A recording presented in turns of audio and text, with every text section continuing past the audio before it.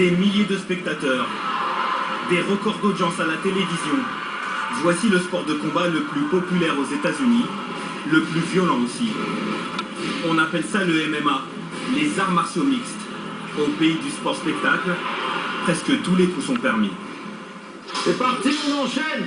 Pour l'instant, la France autorise la pratique mais pas les compétitions, strictement interdites.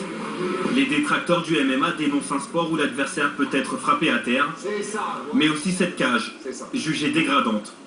Même si je veux projeter mon adversaire, je n'ai aucune chance qu'il passe à l'extérieur puisqu'il restera coincé ici avec le grillage. Donc la cage a été pensée parce qu'on fait un sport mixte qui mêle les techniques de lutte et les techniques de boxe.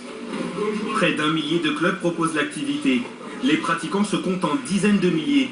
Depuis 4 ans, leur nombre ne cesse d'augmenter. Voilà, c'est le mélange de plein d'arts martiaux. Tout, il y a la lutte, il y a de la boxe.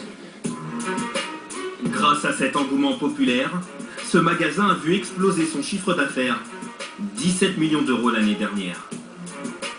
Dans le MMA, il y a vraiment une culture un peu plus mode, plus lifestyle. Donc il y a tout un marché des produits dérivés qu'on ne retrouvera pas forcément dans les marchés comme le karaté ou le judo qui sont plus traditionnels. En République tchèque, l'entreprise réalise 80% de ses bénéfices à l'exportation. Au Royaume-Uni, performance rare pour une PME française. Corée du Sud, République tchèque, Danemark. Donc on envoie à peu près dans 70 pays. Les gens ne pensent pas que c'est si populaire que ça. Nous, on s'en rend compte parce que quand les champions viennent en France, quand il y a 2500 personnes qui viennent à la Défense pour une signature, on se rend compte qu'il y a un vrai phénomène. Le phénomène gagne aussi les grandes écoles.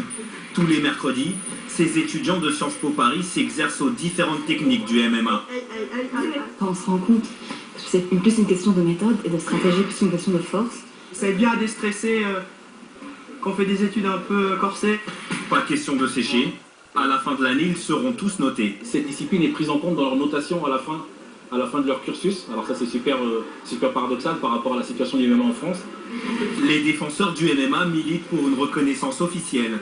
En Europe, seules la France et la Norvège interdisent encore ce sport.